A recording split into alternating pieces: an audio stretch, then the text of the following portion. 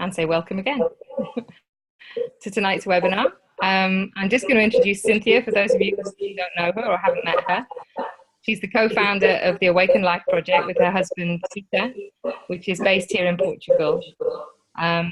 Lives at Quinta da Miserela, which is the hub of the Awaken Life Project. But the project has members all over the world, all over Portugal. And really the project is dedicated to helping people awaken to the reality that they are already always free. Cynthia runs public courses and retreats throughout the year in Portugal and abroad. And with that, I'm going to hand over to Cynthia.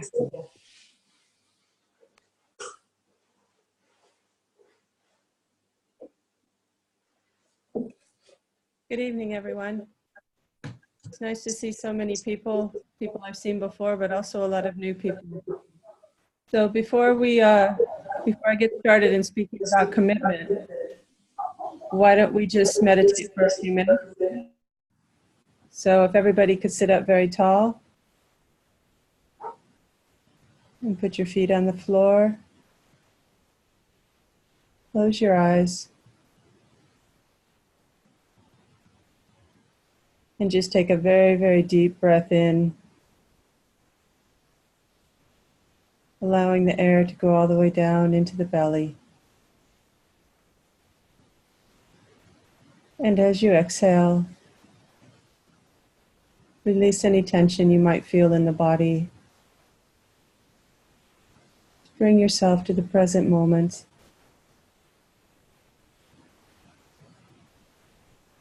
And again, breathing in.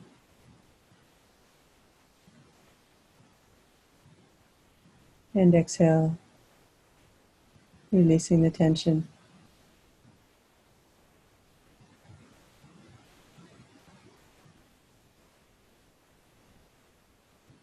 And just do this a couple more times at your own pace. But bring your attention to the inhalation and the exhalation. Mm.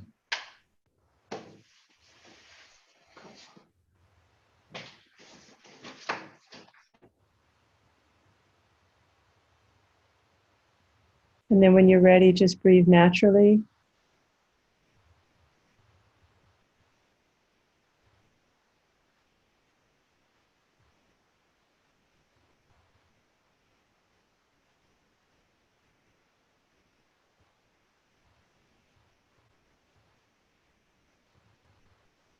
And just relax.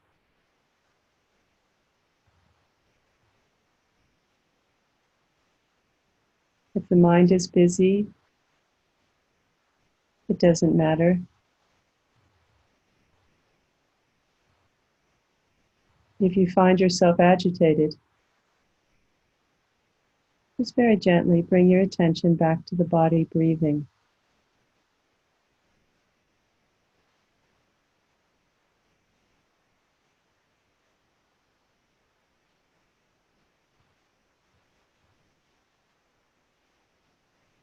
And just take a moment to actually enjoy the breathing process as it's occurring.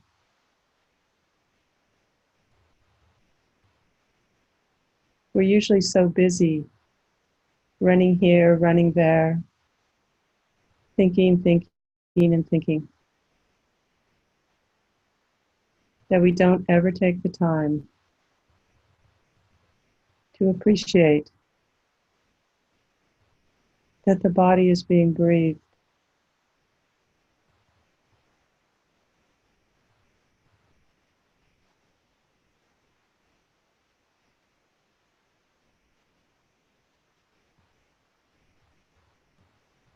So gently shift your attention to the sensation of the air coming into the body and the sensation as it exits.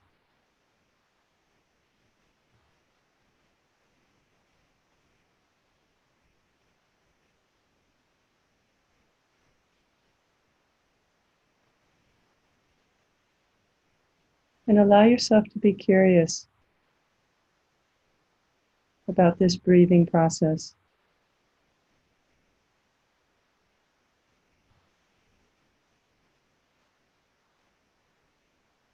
How is it happening?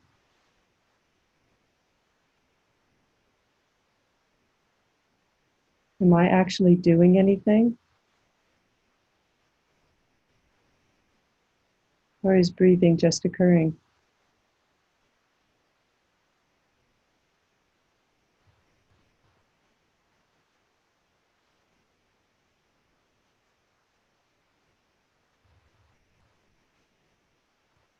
So as you recognize that the breathing is just occurring, appreciate it, feel it.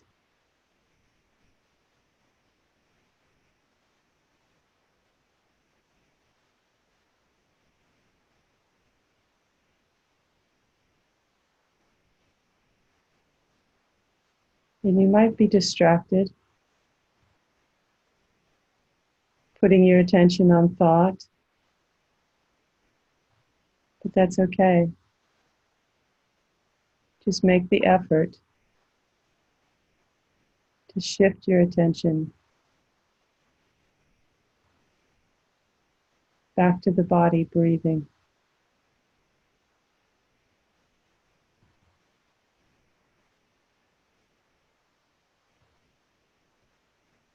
And let go.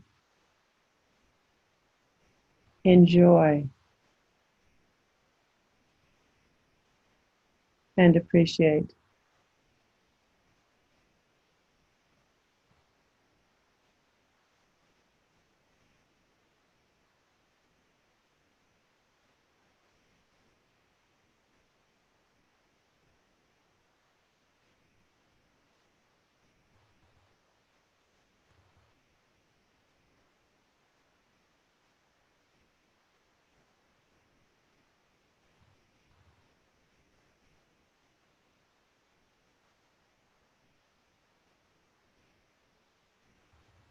And as you relax your attention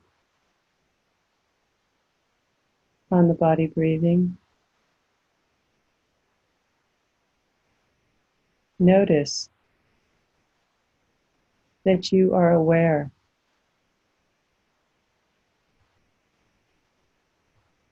of where you're putting your attention. You're aware if your attention is relaxing onto the breath. And if you wander and your attention goes into the mind, notice that you're aware of that also.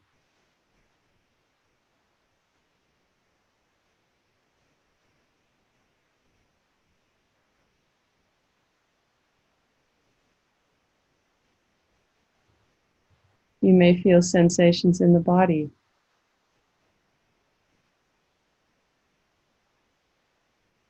You can hear my voice.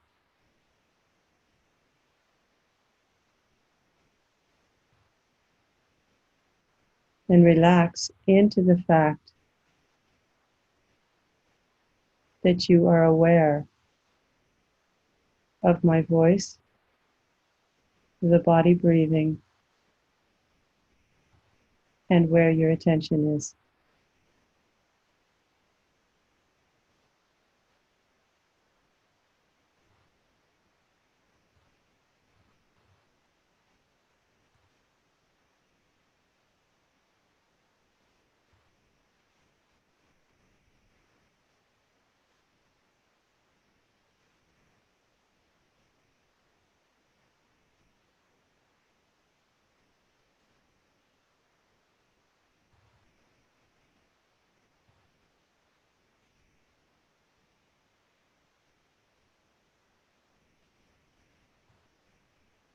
So if the mind is busy or the mind is quiet, if the body is relaxed or tense, realize that you are prior to any of those sensations.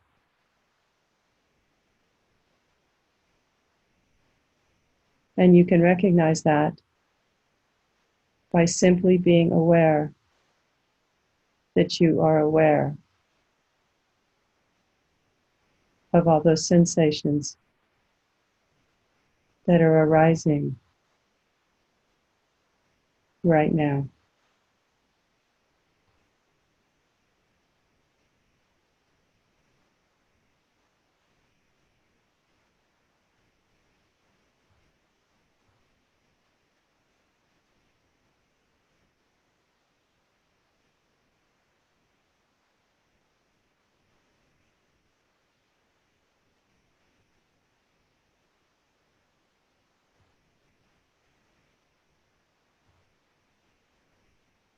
So it doesn't matter what the content of your awareness is. It's completely irrelevant.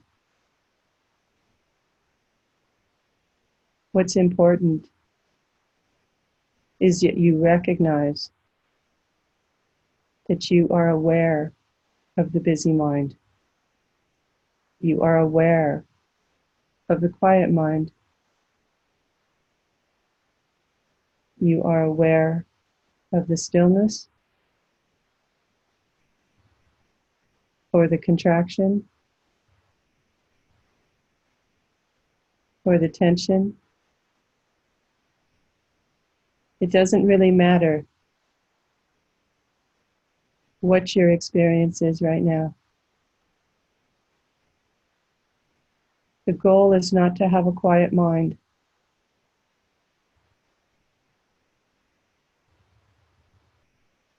Or to create some kind of experience.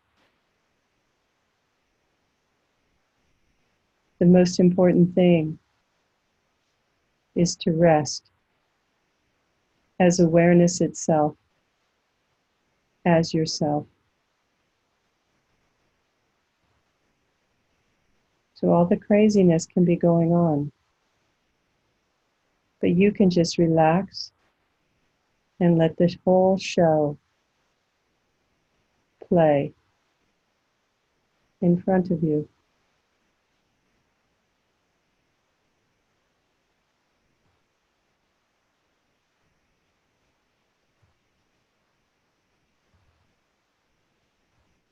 You don't need to get involved with the craziness while you're meditating.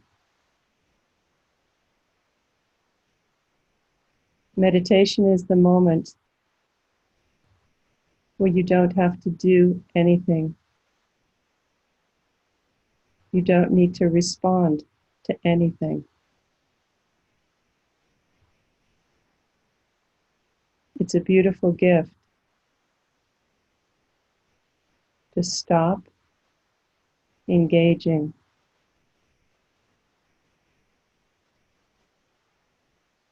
And it's in those moments you can become more grounded in the truth that you are that which is aware. You are not the busy mind. You are not the contracted body. You are not the quiet mind or the relaxed body. You are that which is aware.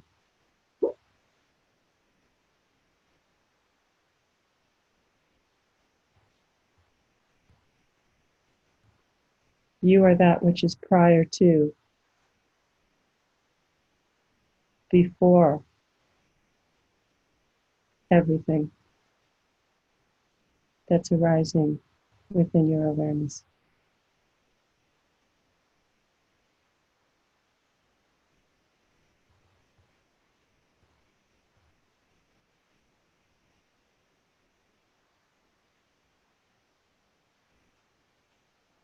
So enjoy the freedom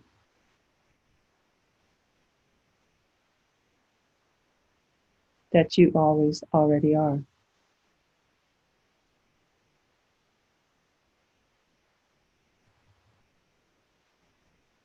Even if the mind is busy or the body is contracted.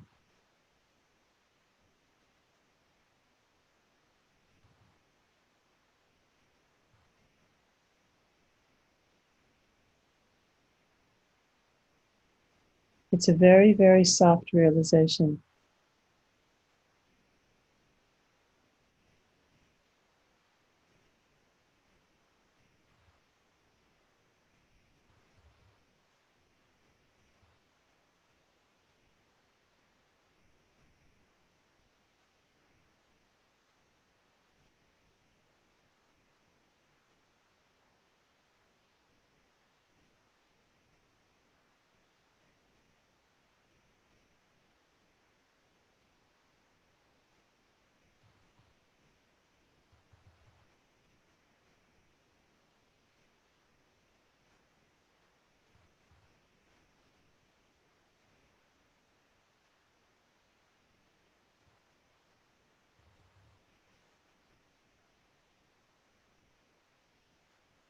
So as we close out the meditation,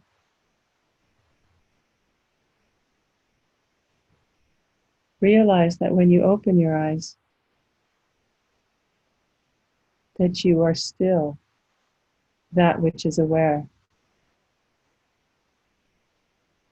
of the content that's arising within you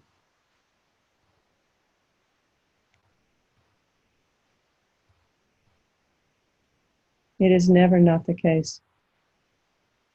The content will change, but you, that which is always already free from the content, is always present and never changes.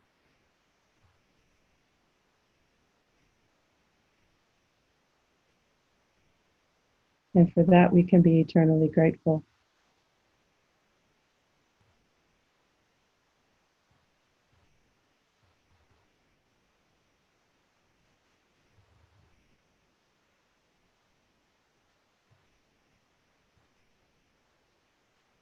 So when you're ready, you can open your eyes.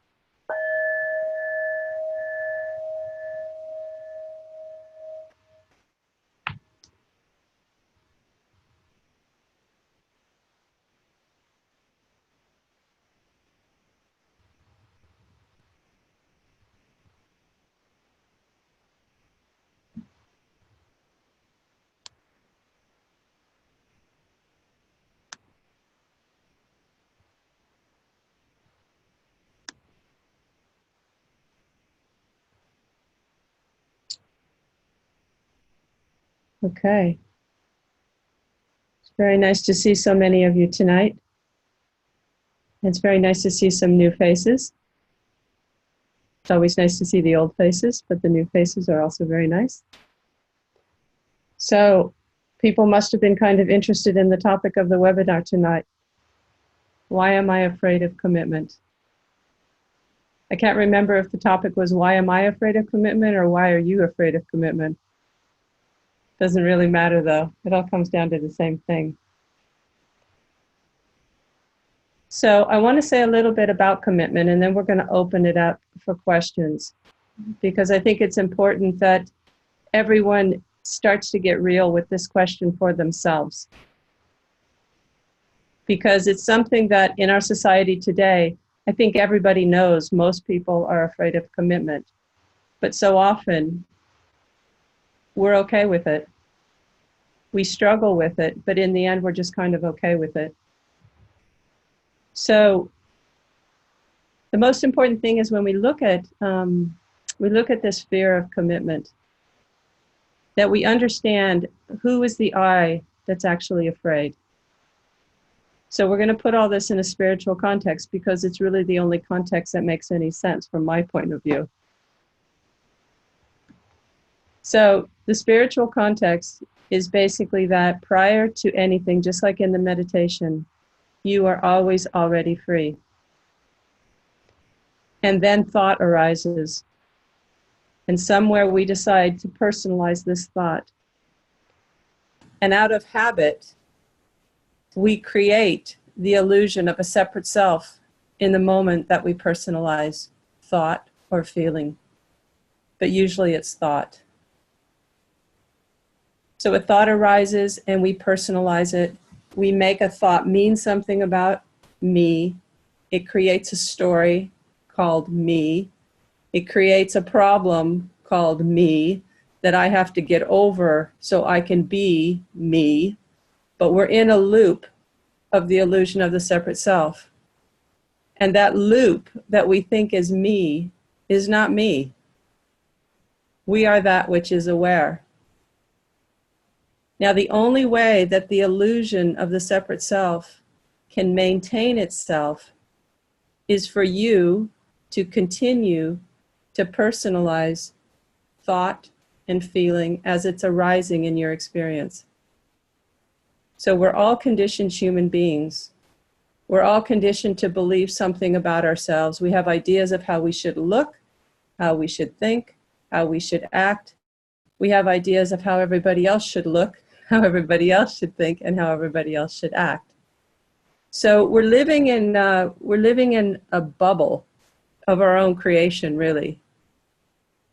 So when we recognize that we're all conditioned human beings and we're having a conditioned thought, so a thought, for example, that says, I'm not good enough, or a thought that says, I'm stupid, these are just random things. I'm sure everybody can relate to those and probably many more.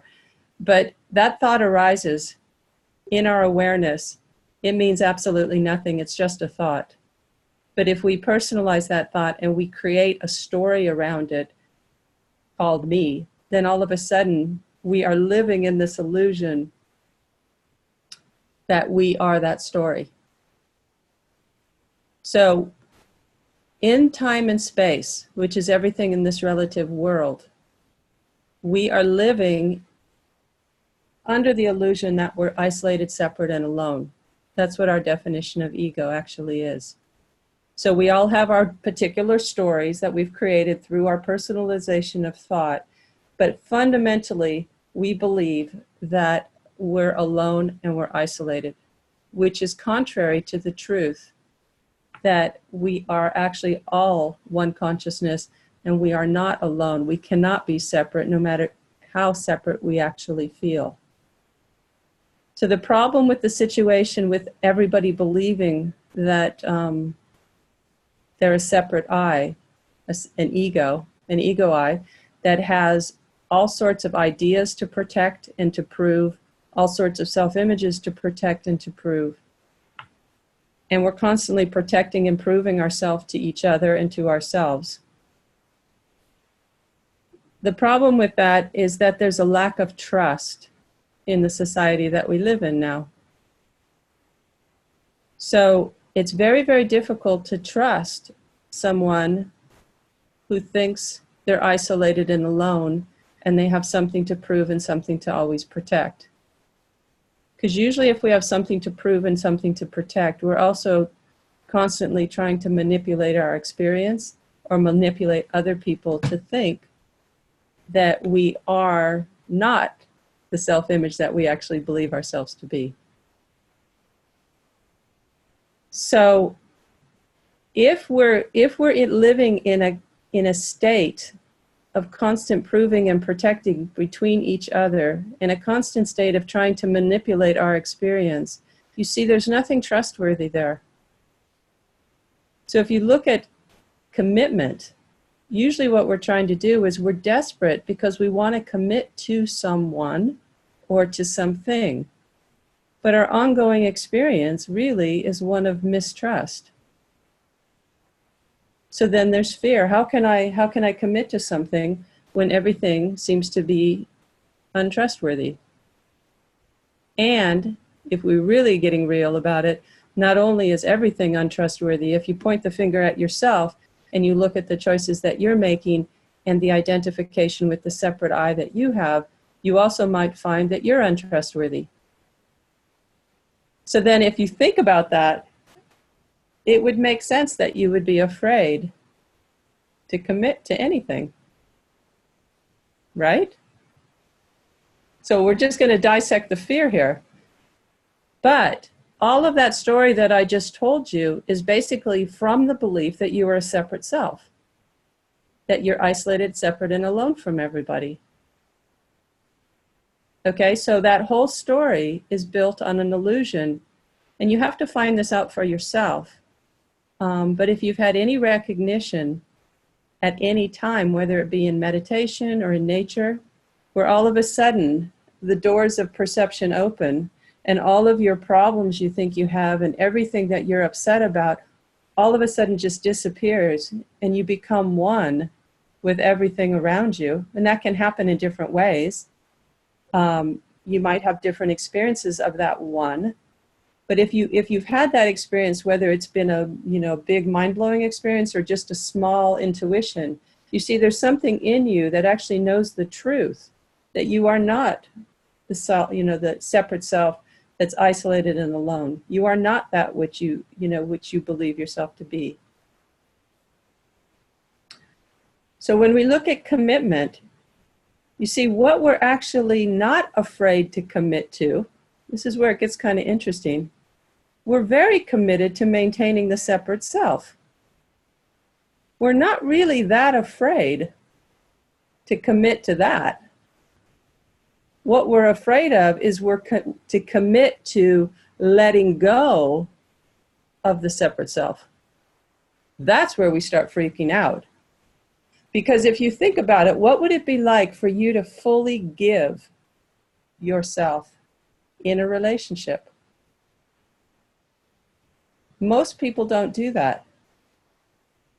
And most people have a lot of ideas of what that looks like. And usually the excuse is the other person's not trustworthy. Okay, but again, you're operating out of this loop of fear that's coming from the belief that you're isolated, separate, and alone. So you're in this loop of ego and you're afraid to give completely. Because if you give completely, that means you have to give up the illusion of the separate self. So commitment and surrender are synonymous from a spiritual perspective. So when we talk about commitment, we want to be really, really clear about from where are we looking at either the fear of commitment or actually committing. So now if you think about it, if you commit to something completely, you see there is no victim position there. You liberate yourself in that surrender, in that commitment. Okay? Now, it doesn't mean necessarily that it depends on what you're committing to. Let's put it this way. So I was just reading this autobiography of Tina Turner. I don't know if people know who she is. She's been a rock star for years. And she has a very interesting background because she was with somebody named Ike Turner, who was quite an abusive character. And she's had a very rough life and she had to break through, but all she wanted to do was be a singer. And she was fully committed to doing that. So no matter what happened in her life, she never backed away from that. And she became a world famous singer for over 50 years. And that's because she fully gave herself to that. Now that doesn't mean she's an enlightened human being from a spiritual perspective, but when you give yourself fully to something, you're creating a situation where you're no longer victimized in that area of your life. Okay? So just imagine what it would be like for you to be fully engaged with life. Fully engaged. It's freedom. So when Tina Turner's singing, she's completely free because she's committed. I was in a stretch class in India at a clinic a year or so ago. And anytime I would stretch, I'd always be holding back because everything hurt. And I was like, oh God, I just can't let go. And this hurts. And then I'd let go some and it was good. But there was a moment in a specific class where all of a sudden I didn't care what I felt like. And I wasn't holding back, trying to protect myself, protect my body from any pain. And I just let go. And my body was fully engaged. And I got to tell you, it was ecstatic. It was absolutely ecstatic, and it really taught me something. It's like, wow, fully engaged means no holding back. No holding back is freedom. So committing means no holding back. It's another way to say I'm committed means I'm not going to hold back. So when you don't hold back, that means you're not imposing any kind of limitation on yourself. You're not imposing any limitation on other people. You're not imposing fear. You're not holding back out of any ideas. You are fully engaged. Now, what we'll do a lot of the time is we think if I'm fully engaged, I'm always going to feel good. Not necessarily, but you will always be free. And freedom is not a feeling. Freedom means you're not holding on to anything. No attachment to fear. Doesn't matter if fear arises in your awareness, you are that which is aware. You are not the fear. So we're not talking about denying anything that's arising in your awareness. But what you're not doing is you're not personalizing it. You're not denying it. And you're not holding back from it. So if you're fully committed to life, that means you're fully committed to feeling. You're fully committed to acting. You're fully committed to not acting when that's appropriate. You're fully committed to being nobody instead of being the one who has a problem, the one who is afraid, the one who can't do this, the one who can't do that. You see, all of it goes. All of it. When you're fully committed, there's no space for ego in that moment. So when you think about the question, why am I afraid to commit? It's actually a much bigger question. It's not like a psychological therapeutic thing that we can go through. I mean, I'm sure if we all just opened up the microphones, we could have all sorts of stories of why we can't trust and why we can't commit to this and why we can't commit to that. We might even have stories where we actually did fully commit. You know, a diet is actually one of the ones that's kind of the classic case. Somebody will fully commit to a healthy lifestyle of eating and exercising, and they feel fantastic. And then what happens? They stop eating healthy and they stop exercising. Why? They felt fantastic. Why would they quit? It's because there's no longer any victim position available to you when you give yourself fully. There's no separate self in there that has any hold on you. So I hope this is making sense to you. So we're all in a process. So it doesn't mean that full commitment is going to happen just like this, you know, it could do. But we can be fully committed to become awakened human beings, and we can become fully committed to doing whatever it takes to back that up with action. We can be fully committed to that. And we can be fully committed that when we unconsciously make mistakes, we can be fully committed to learn from those mistakes. We can be fully committed to being humble in the fact that we're attached to our egoic habits more than we thought we were. So when we consciously choose to go with an egoic habit, we can be fully committed to be humble in the face of it and to learn so that we don't continue to cause ourselves suffering and cause other people suffering. We can be fully committed to that. There's not a single person on this call that can't do that. So if we're fully committed to being free, liberated human beings, which is who we always already are, don't forget that. So it's not like you have to get over all your stuff. You know, all your stuff is still going to be there, just like in the meditation. It might be all floating around in there, but you can be fully committed to where you put your attention. And it's not going to be easy, because what we're normally fully committed in, or to, we're very committed to maintaining our separate identity. We're very committed to being victims, and we're very committed to just, having lots of excuses of why we can't be fully committed to freedom. Okay, so we're not stuck. We just have to acknowledge that being fully committed is not really the problem. The problem is, what are we fully committed to? And being humble that shifting that attention to freedom, which is here and now always, is going to take some effort. And we can be committed to that effort. And if your brains just get blown and you have the white light experience and you don't have to make any effort at all, then you can be fully committed to that. It doesn't really matter, but it just matters, what are you going to do? Are you fully committed to maintaining your separate sense of self, or are you fully committed to the process to awaken from that illusion? You see, so we're all in the same boat because we're all conditioned human beings. And we all have the capacity to put our attention wherever we want it. And we all have the capacity to decide, what am I going to commit my life to?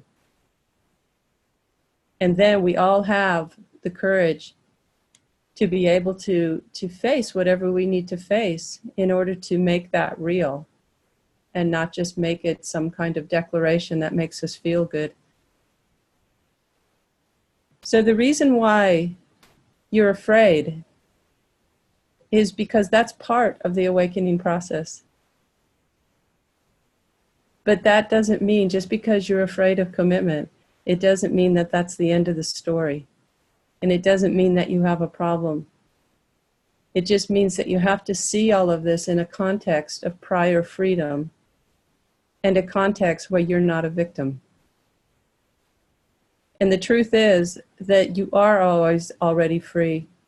And if you look and you ask yourself, what is a victim? A victim is somebody that has no choice. And everybody has a choice on how they relate to everything. So you are always already free, and you've never been a victim. You might have had things happen to you, but how you relate to whatever's happened to you in the past is available to you right now to choose to not make it into a problem, not deny it, but to be able to face it.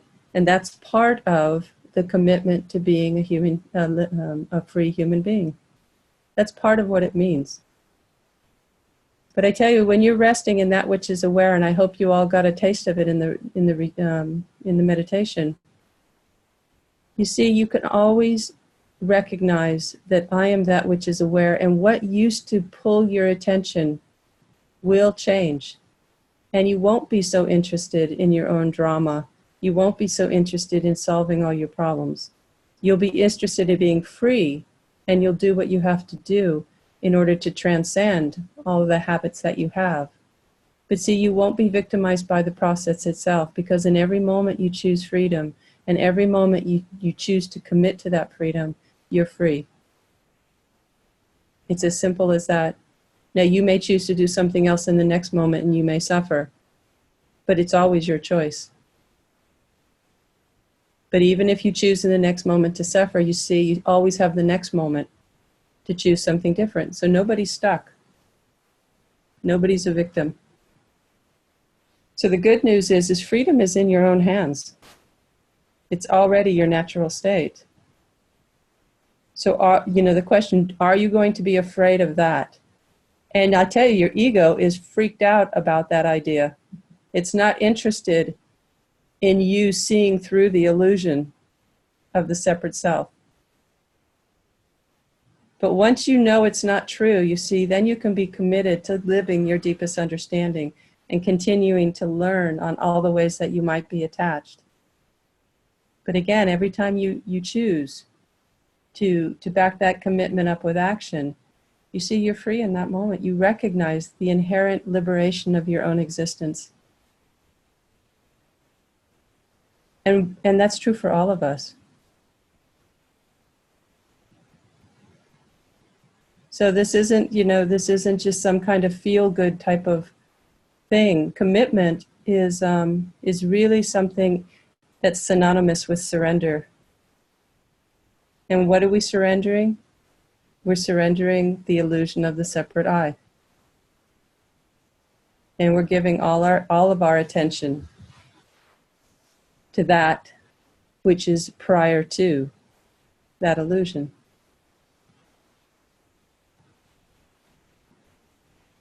So I think I've said quite a lot, and I want to leave some time for some questions. But let's just take a few moments just to meditate and let, you know, kind of let all this sink in a little bit. So if everybody can just sit quietly, however you're comfortable, and just take a moment and closing your eyes.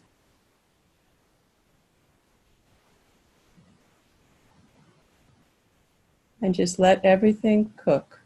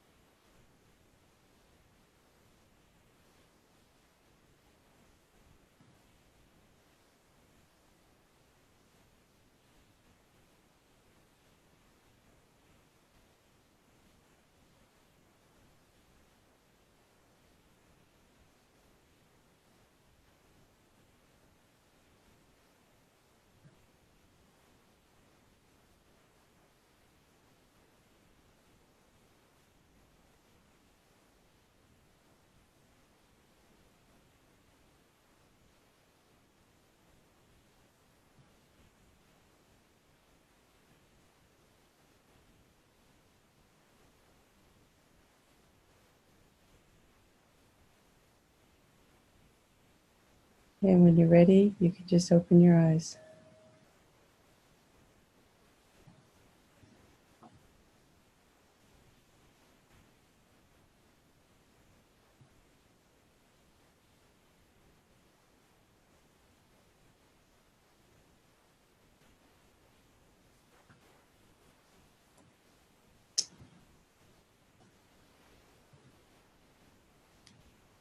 Okay, I hope that made sense to everyone.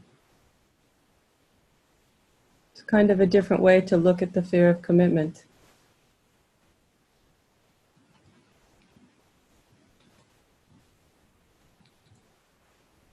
So let's open it up for any comments or questions about anything, and really make it real for yourself. You know, and nobody has to try to hide the fact that you might be afraid of commitment. You might have practical questions around it. But pretty much everything I said is probably going to answer many of your questions.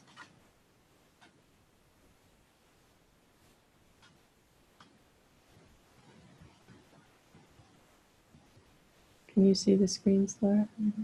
Okay. So Laura's scanning the screens just to see if anybody's got their hand up.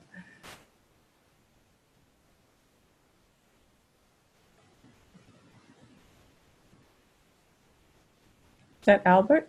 Albert, do you have your hand up? No. Oh, No, I don't, but I do have a question. Can you hear me? Yeah, and then we'll take Manan after, okay? Yeah, Albert, hi, nice to see you. Same here. Thank you, Cynthia. Yes, I did understand what you said. Here's my personal dilemma. think I fear making commitments around what I'm devoted to.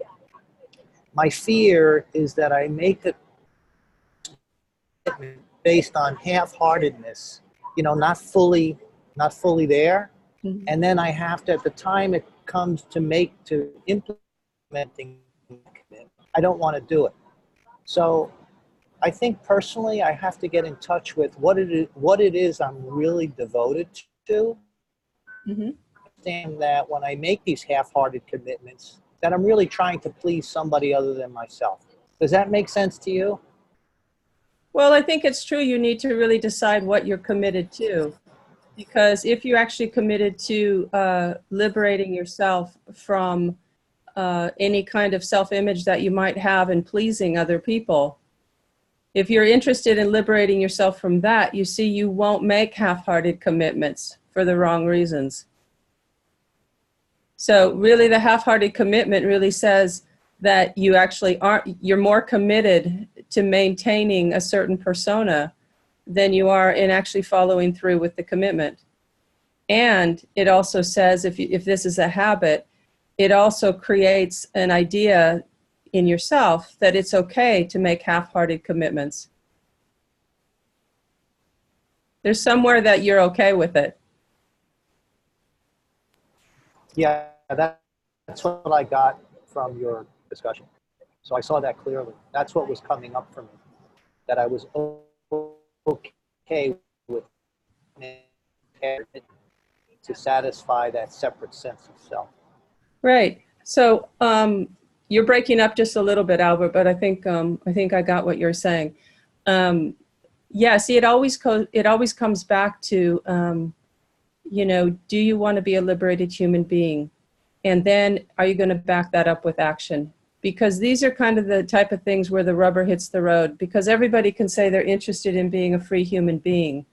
And, there's some authentic truth to that. But there might be certain aspects of one's life that it's very easy to make commitments and to follow through because those are the commitments you're interested in. And then there might be other ones that kind of challenge you more, or challenge you, as you have said, trying to be the one who's being a nice guy or trying to please whoever it is you're making the commitment to. But it really comes down to your intention to be, your commitment to being a free human being, and then making it real in whatever opportunities you have, but especially the ones that that you have a tendency to be half-hearted about.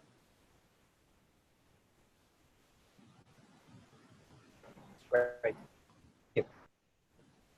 Because if you're aware of this habit, Albert, then somewhere you're consciously continuing to do it. It's no longer unconscious to you. So you want to be careful with those kind of things, because when we're unconscious about something, then we're not responsible. But when we're conscious of something, we actually are responsible for it. So if we're aware of something that's egoic and we do it anyway, you see, then you're kind of entering into the territory of you're playing a bit of a game. Still trying to maintain the idea that I'm a serious spiritual aspirant, but not really, but I still want to maintain that. And that's not to say across the board. I'm just saying in these particular moments. Okay, thank you. You're welcome. Okay, Manon, you were going to say something? Yeah. Comment, actually. It's not a question, but what came very clearly after listening to you is the fear I might have of commitment is actually a fear of an idea, is not real. Mm-hmm. And it just, in that recognition, I can sense in my body, my whole being totally relaxed about like, wow, actually, and when you said, actually, we are committed, I'm committed to all the habits I have, actually, and I do it again and again and again, which is like, wow, I know how to commit, actually. Very good. You know, like, oh, wow, I know how to do that. And so it's like there's a less seriousness about believing in that fear of fear of committing actually is totally nonsense, because we do commit all the time.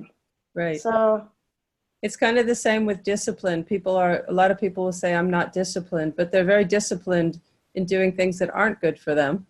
Mm-hmm. But they're not that disciplined. But discipline is not the problem. It's just, what are they disciplined to do? Yeah. And what comes also is that knowing that, okay, I know how to commit. Now I know also what I want. And if I really commit or surrender, actually, I don't know how. And there's a little bit of mystery in that. And it's appealing also. Right. And there's more than a little mystery in that. There's complete mystery in that, because if you really commit, that means you don't actually know what you're going, how you're going to be in any given moment. Not in a reckless kind of way where, a crazy person might just act in any way they want. But when you actually surrender the separate I, and you surrender the story that goes along with the separate I, then you're present with whatever is happening. And in presence comes spontaneous response. And that spontaneous response is the mystery that's actually coming through the individual in that moment, where you're actually hearing yourself speak in the same way that at the same time as the person who's actually listening. Because everything is just happening. There's no longer this middleman in the middle kind of gauging everything to see, how am I going to do? Am I this? Am I that? You're just willing to be available and willing to respond in any given moment. And then sometimes that may mean directness. Sometimes it may mean to be very still and very quiet. But you don't care what it means. You're just available to this mystery as yourself in every moment. And it looks different it looks different. So we have so many ideas of what all of this is supposed to look like. And usually the ideas we have is that it's all going to be very calm. We don't have the stupid ideas where we think, oh, angels are going to come out of the sky and all this kind of stuff. We don't think we consciously have those ideas, but somewhere we do have a pretty good idea of what heaven looks like. And that's what it's going to look like when, if I fully commit to being available as a vehicle of consciousness or God. We have pretty good ideas that it's supposed to feel a certain way and it's going to look a certain way. And I mean, as far as I've gone with this, what I get really excited about is to recognize it doesn't look like anything in particular. And that's the beauty of it, because there's this constant kind of contentment underlying everything. So that's the same, but the expression of that contentment could be like energized in 1 minute and not in the next. Or it could be just like, wow, I didn't do the same, there's an egoic habit that arises and I just didn't go with it. Oh, that's really cool. You see, that's a different expression of that contentment.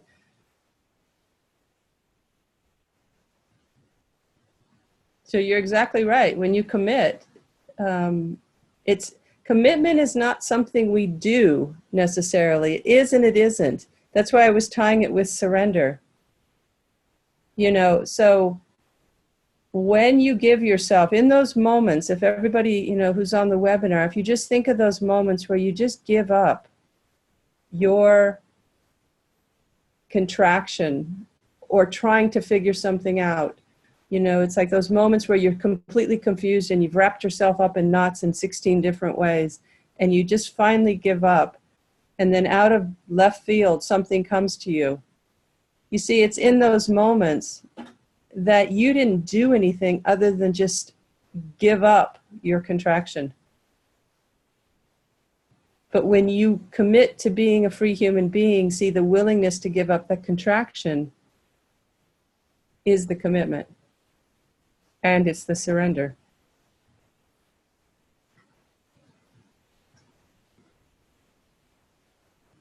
So that's the beauty. It's very beautiful, this whole process of surrender and commitment. It's not a drag. You know, it can be tough sometimes because when it's hard, it's only because you're attached to being less than you are. That Nigel with a hand up? I think you're frozen though. Is he frozen to you? He's on mute. Oops. Who's there? Can you hear me? Okay, Emma. Do you have your hand up? Nigel's on Okay. We're trying to get Nigel or Emma, but I'm not sure if we're frozen or not. Emma's frozen. I can hear Emma. Okay, Emma just started laughing. She got unfrozen. I don't know. Nigel, are you still frozen? I could Oh, hear there you are. Okay, Emma, do you want to go first or? I'm not sure if my microphone works. Okay, I'm really not sure where I'm coming from, but here's the thing. As you're talking, though, there were two things that struck me. One was victim, and the other was interconnectedness. Mm-hmm. I think the hard thing here is if you feel like you're a victim, then you can't be interconnected. So I think first of all, you need to accept that you are a victim, and then to move on from that, to get away from being a victim. And then you need to be a risk taker, I think, in order to join the interconnectedness of us all. Because I think yeah, we are all interconnected. I think that the further back you go, the more you realize that people have been interconnected for years. And as the more modern we've got, the more we've lost that connectedness. Yeah, I think what you're saying is true, but I'd like to just challenge it a little bit because the interconnectedness is always already the truth. And we've turned away from it. So it's true what you're saying. We feel like we've lost that connection, but the actual underlying truth is that it's still the case. So I completely agree with you. And I think modern society has taken us away from the interconnectedness. Well, you see, that's where you're bringing in the victim, because you're sounding like modern society. And in one way you could say it that way, but I just want to change it a little bit, because how we speak is important. Because modern society can't take us away from anything. We choose to go along with modern society, and we choose to go with the craziness of modern society. And then we convince ourselves that, you know, that modern society is doing something to us. But okay. Yeah, so that's why there's no victim. So I hear what you're saying, and I don't think we choose. I think we're indoctrinated. Where we are now, we're indoctrinated. mm-hmm. I'm agreeing with you completely, but it's just where we are mentally, interconnectedly. I think we kind of resist that the feeling that we can be that we are interconnected, and in order to become connected with everyone, and in order to get to let ourselves go, it's almost like a science fiction step into the unknown. Yeah, I think there's one thing missing out of what you're saying, because what you're saying is true from one perspective. It seems like, you know, we're just so conditioned. How can we possibly know anything that's beyond the conditioning? But if you've had the experience, or if you have an understanding through your own experience, not just because you've heard it or you can intellectually get it, but when the doors, I always say it this way because it's helpful, when the doors of perception open and everything that you thought was real, everything that you thought you saw as who you are and who everything else is, in that moment that you go beyond all of the relative conditioning, and you're actually in touch with the absolute truth that's prior to all of this stuff that's happening in the world that has us convinced of all sorts of things. You see, when those doors of perception open and you recognize that which is prior to, or the absolute truth of unity or non-duality, you see, then the human being actually knows, aha, there's something more to this human experience than what I thought before. And until that happens, you are just kind of, you know, people are kind of just stumbling around in the world because it's just so intensely egoic. But we're never stuck, because in any moment we can see through that. And that's really what we're trying to do, is to be able to live a life that is identified more with that which is prior to all of this craziness than identified with the separate I that has been created through the choices we've made from a conditioned response. Cool, I like that. And just being open to that, yeah. In any moment, I can choose where I want to go. Exactly. And you know, that's it. And you know, in the meditation, like if you just do it right now, you see, you're putting your attention on what I'm saying right now. Yeah. At any moment, you can choose where you put your attention. So when you start to have all the thoughts, all the conditioned thoughts that are telling you you're a victim, for example, and you know you have a choice of where you put your attention, that obliterates the idea of victim right there. Because a victim says, the victim, you know, a definition of victim is I don't have a choice. Right. But you can choose where you put your attention.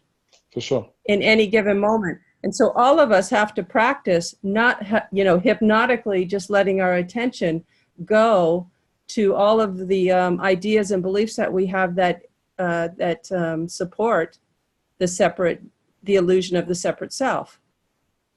And we can only do that. We don't know what we're putting our attention on, but we know where not to put our attention.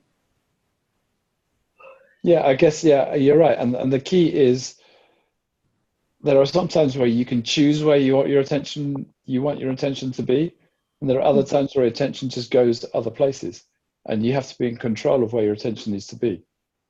Yeah, but the thing is that in a certain way, we're always choosing. And it feels like, so I agree with you, because it can feel like the attention is just going all over the place and I have no control over it. But if you slow the tape down, and this is why meditation is so important, because when you meditate, you literally can sit back and watch the mind just going absolutely berserk. Okay. But you have space between you and the movement of mind. Until that moment, it just feels like you are the movement of mind. But when you have that space by meditating regularly, you see, then you recognize I can put my attention either on the craziness of what's appearing in my awareness, or I can shift my attention back to that which is aware. But that's where the practice comes in, because it does feel like it's just happening by itself. But it actually isn't. Cool, thank you. Yeah, it's really cool. I mean, if you don't have a regular meditation practice now and you're interested in this, I would definitely, you know, encourage you to do so.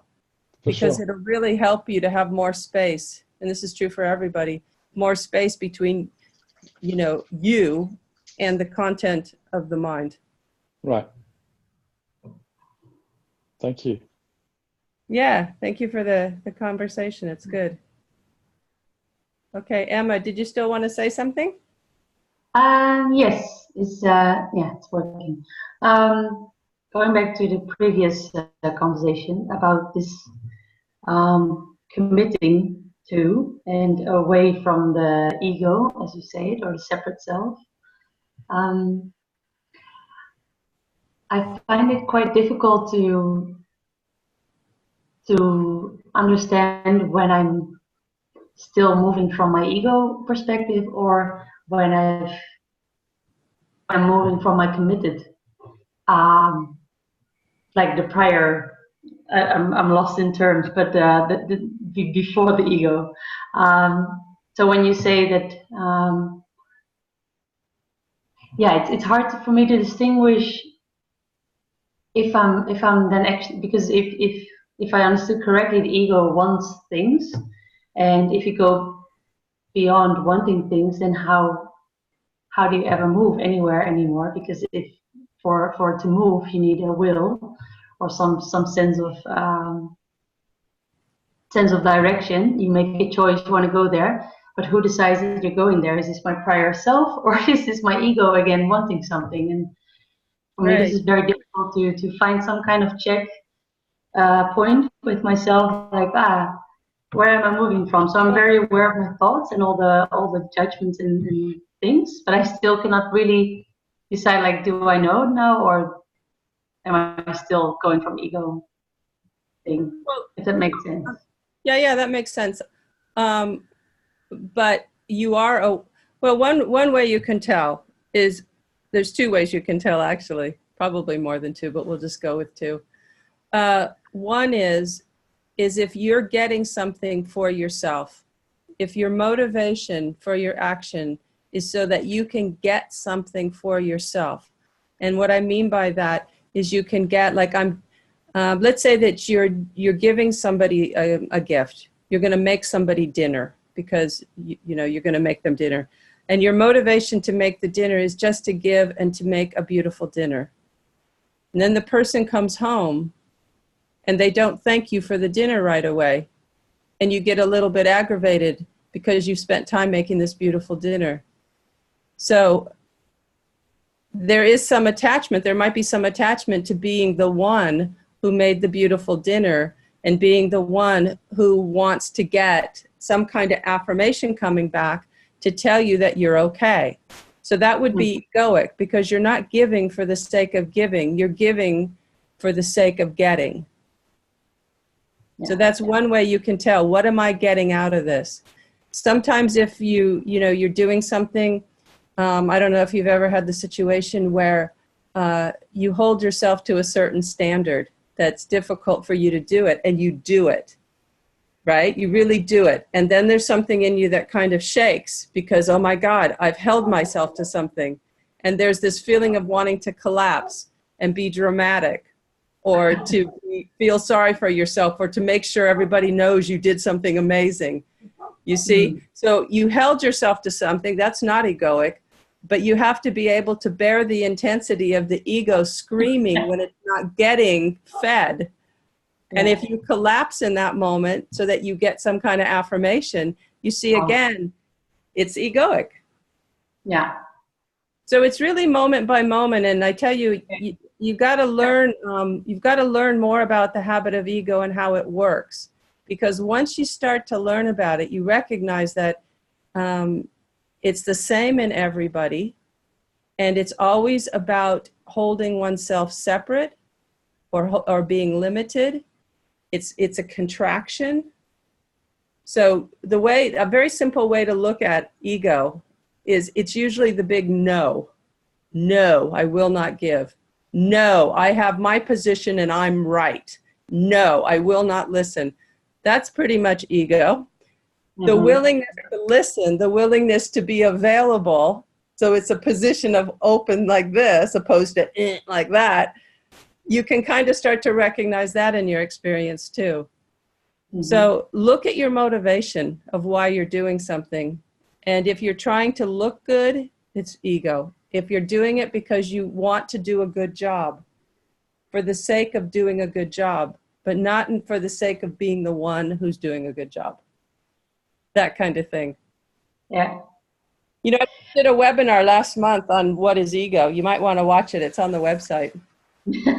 I do have an idea about it. The thing is more that they seem to ride real close together all the time, and then they easily fluctuate into the other one, and then easily can come back. So it's within one action there can be already so many moments or judgment calls where, like, oh, this is from my own giving state, and also there's at the same time no denying that there's maybe something that wants something. I don't know, that they somehow well, sometimes there's mixed motivation. I mean, sometimes there's mixed motivation, but you want to be able to look and be honest with yourself and say, wow, this was egoic. And then look at the effect of your actions, so you get in touch emotionally with the effect of the actions on yourself and other people. Mm-hmm. You see, and if you're willing to do that, then you're going to recognize more and more and quicker what's what and what's not. Yeah. Laura, I'm going to need computers. So it's just really a moment by moment thing. But if you're really interested, you start to feel it. You know, it's kind of like fingernails on the chalkboard. You just start to hear something in your voice that just sounds a little off, or this is what you go. Yeah, fingers on the chalkboard and contraction are basically egoic signposts. Laura's going to swap. We're swapping computers because I left my my power cord. Okay, hang on just a sec. Okay, we're back. Does that make sense to you, Emma? Yeah, it does. It does. Okay. Can I ask one more question?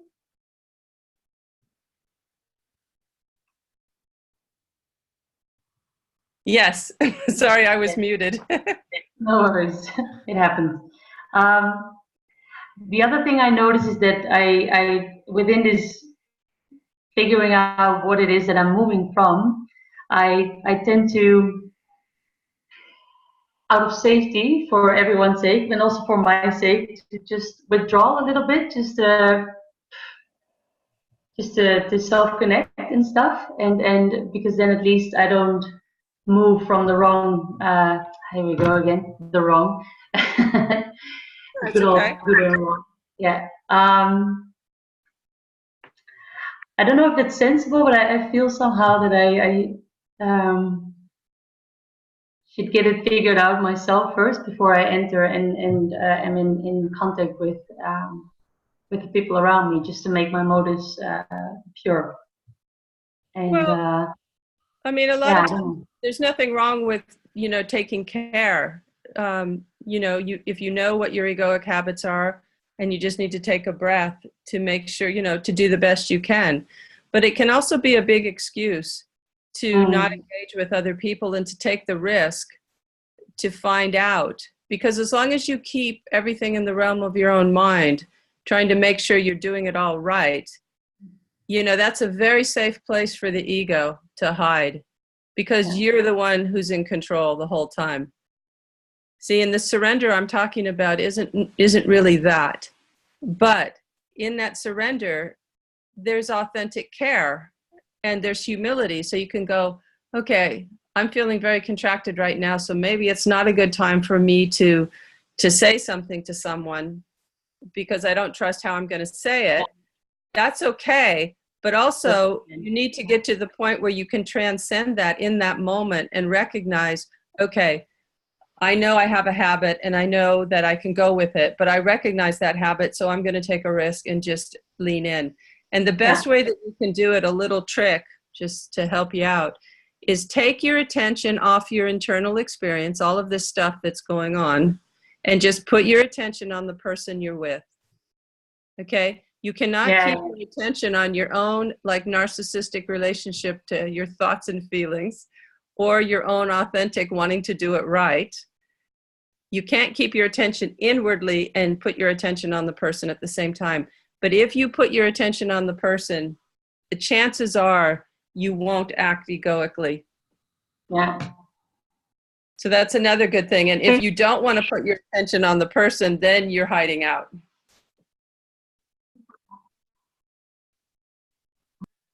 Yes. No. Yeah. No. Yeah. This I do often. Yeah. Stay in contact, and it definitely. I now remember that that this helps a lot to put my attention with the other person and just to go from there. Be in contact rather than keeping it going. Yeah, because really what you're doing is you want to be with the person more than you want to be separate in that moment. Yeah.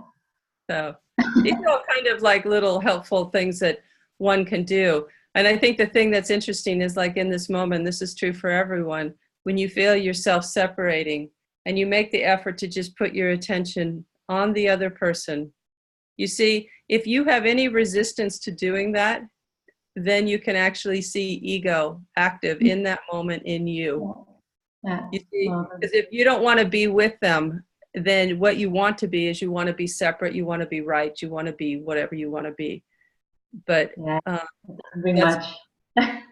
Yes, just watch your own experience, because it's all there for everybody to see if you want to see. Thank you for the reminder. I'll keep it up. Thank you for the question. That was my question. Thank you. Okay, cool.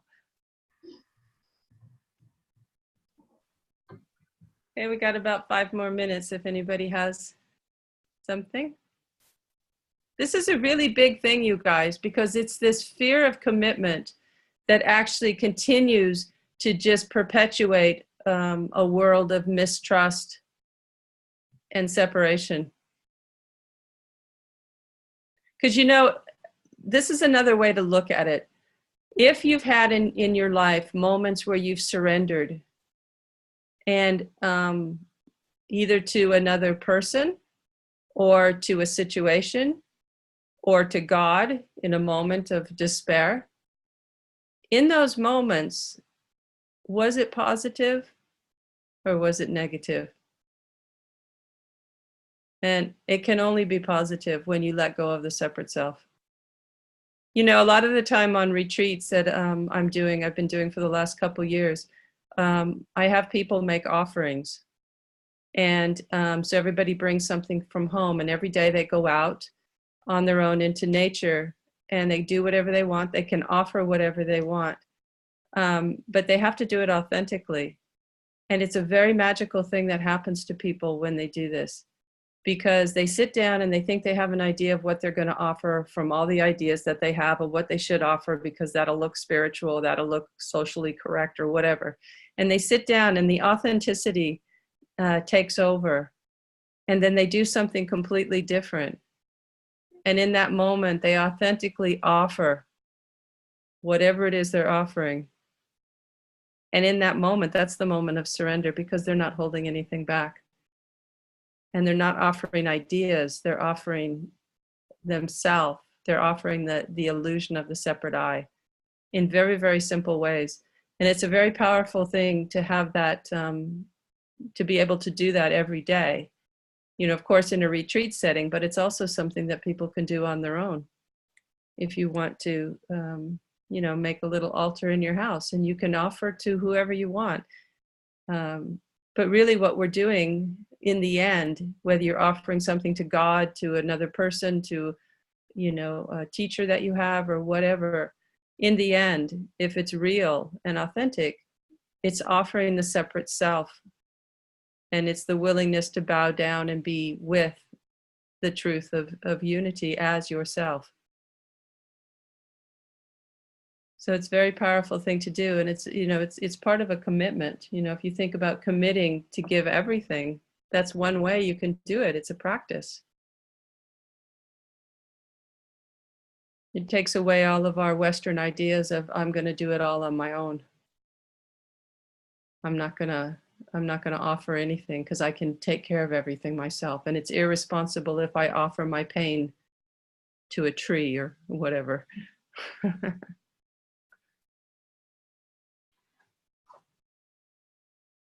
It feels like we're just getting started with this conversation.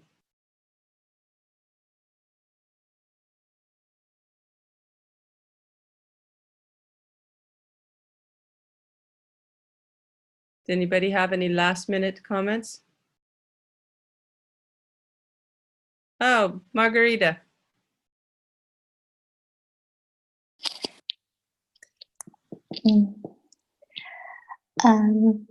When you put it, it's really quite simple. I think like this and these days, I don't know, because of everything is truth and everything is possible and we respect everybody, there's a certain relativity that shall us to deliver yourself completely, that give us an excuse not to commit yourself in work, at home, or religiously, I don't know, in everything. And when you put it that way, it's a quite transversal decision in life to be committed, to be truly committed to life prior than everything. What you choose to do, you do it completely. Right. That takes away the space from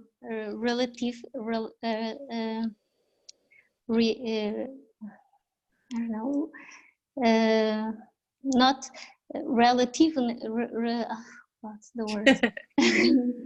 Well, it takes away just from the reality, the conditioned reality that we live in. Yeah. But what you said at the beginning, I think, is a really good way to end the webinar, is because it's really a commitment to simplicity. Yeah, that's it. Right. You see, because when the ego and all of your habits and stuff, it lives in complexity. You know, oh, am I doing this right? Am I not doing it right? I mean, you can wrap yourself all up into knots with an authentic desire to actually not be egoic, but because you're actually unconsciously so afraid to make a mistake, which is ego, then you're wrapping yourself up in knots. And then it's very confusing and very complex, and you don't know when you're doing it right or doing it wrong, and you really got the best intention. But you see, the simplicity is you can just relax, and you can be willing to give and be present in every moment. And it's not our normal, way of being, but it is our natural state. So what we need to get back to is we need to get back to the simplicity, which will lead us to our natural state and away from the complexity of life. And even if we're confused with something, because we are, evolving human beings, even if we're confused, we can be very simple in our relationship to that confusion. So it's really good.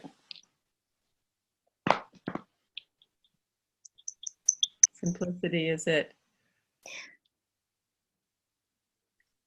Okay, so I think we'll finish it at that. I always try to finish on time. But I hope this made a lot of sense to people, and really go into it yourself and ask yourself, how committed am I to living a fully engaged and surrendered life? And just be honest with yourself. And if there's areas that you're not, and everybody will have areas. So if you don't, you're in denial. So,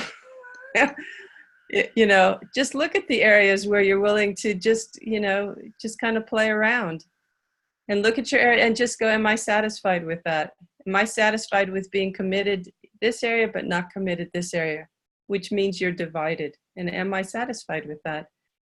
And then you decide, because it's up to you. So Laura's going to come back to her computer. Now we're going to be on the screen together. This is always, when we do this, it's a little bit of a comedy show behind the scenes. You guys probably don't notice, but something always happens. Okay, so I'm just going to tell you about some things coming up and other ways you can engage with Cynthia. So this Sunday, October the 6th, and I'll send all this to you in an email, so you don't need to worry about writing it down. There's a long meditation called the One Meditation Day, which is organized by Manon, who is on the screen now. And that is an online meditation, which runs from 3 to 8 p.m. Lisbon, London time. 3 to 9, I think. Or 3 to 9, Cynthia thinks. Or 10 to 2 p.m. Eastern time in the States. And Cynthia will be leading the first meditation. Yeah. So she'll be doing a guided meditation, and you can also, of course, stay for the rest. So I will send you details about that tomorrow. And also, just so everybody knows, it's a 6-hour meditation.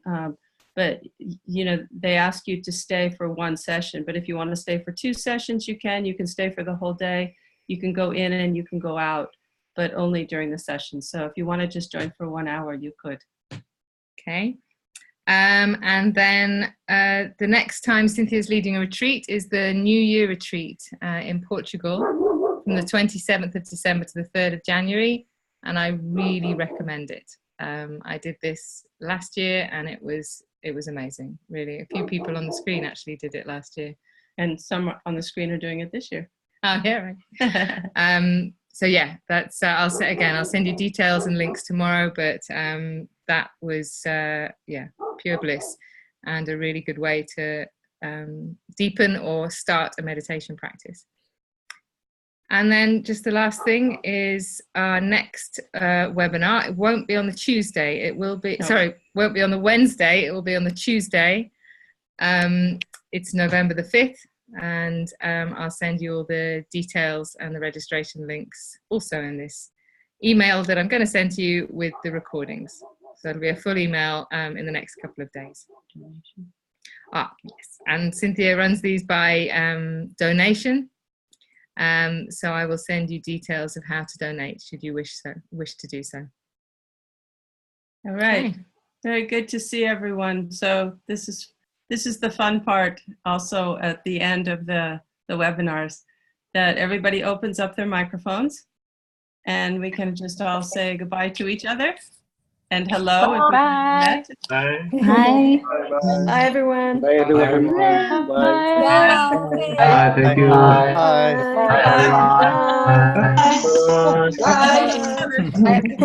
Thank you. Ciao. Bye. Thank you. Bye, Nasri. Bye. Bye.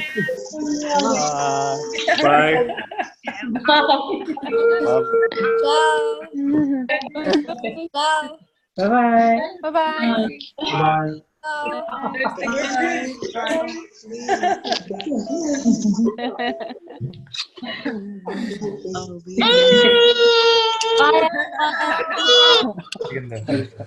Ciao. Oh.